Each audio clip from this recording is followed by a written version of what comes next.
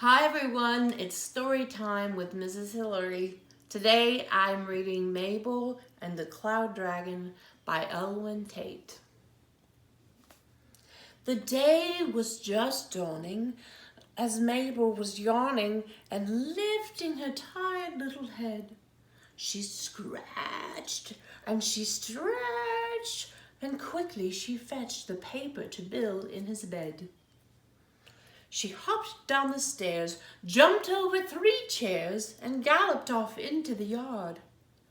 She checked on the hens and the pigs in their pens, then she watered the chives and the chard.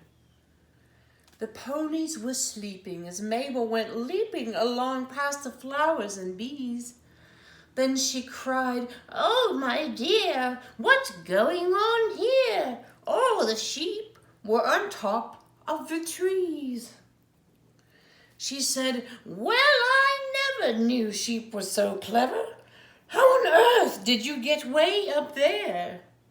"Perhaps they all flew." But no, Mabel knew that sheep cannot fly in the air. It was then that she saw the print of a paw. "Aha!" Mabel said. "What is this?" The print was a clue, and she certainly knew it was too big a clue to dismiss. So she followed the trail over the dale and up to a battered old wagon.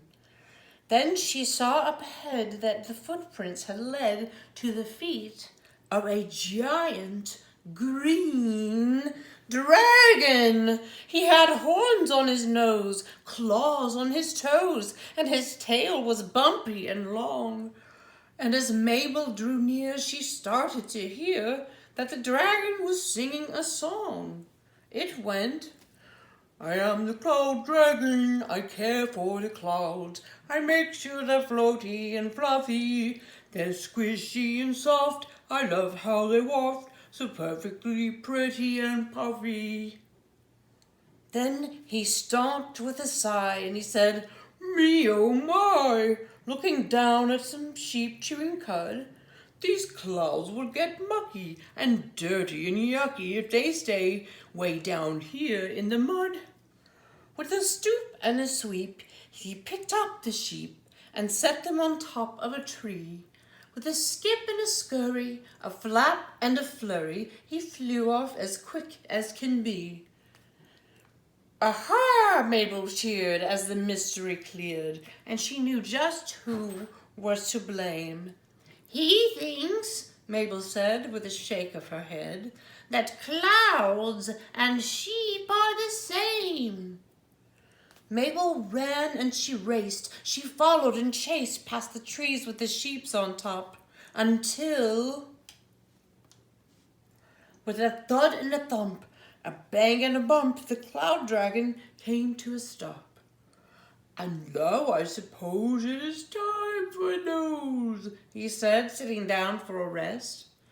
So he took off his cap, laid down for a nap, and folded his arms on his chest. And so there he sat, as Mabel the cat ran faster and faster until she finally got to the very same spot at the top of the farm's highest hill. "Wake up!" Mabel cried, sitting down by his side. "There's something we need to discuss."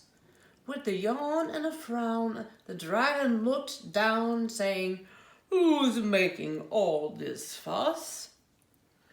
But before Mabel could speak, the dragon went, "Eek! There are more of these clouds than I thought. They are such a bother. Why will they not hover or float in the sky like they ought?" So he waved her goodbye and he jumped up to fly, but he found that he was not able. His flap was a flop, and he came to a stop, because gripping him tightly was Mabel. And she said, "Please don't go away. I've something to say before you move more things around. They're not clouds, they're sheep. And we do like to keep our sheep nice and safe on the ground." Then she started to draw a sketch with her paw to show him just where he'd gone wrong. "Oh, what a mistake for a dragon to make," he said as he followed along. "I'll flap my 2 wings, and those strange fluffy things will be brought down one by one." It didn't take long to fix what was wrong, and after a while he was done. Then he took off his hat, saying, "Dear little cat, I'll give you a gift if I may." "This is for you," he said as he blew a fluffy white snow cloud her way. With apologies said, he ran up ahead and flew off up into the sky. The snow tumbled lightly as Mabel held tightly and waved to the cloud dragon goodbye. The end.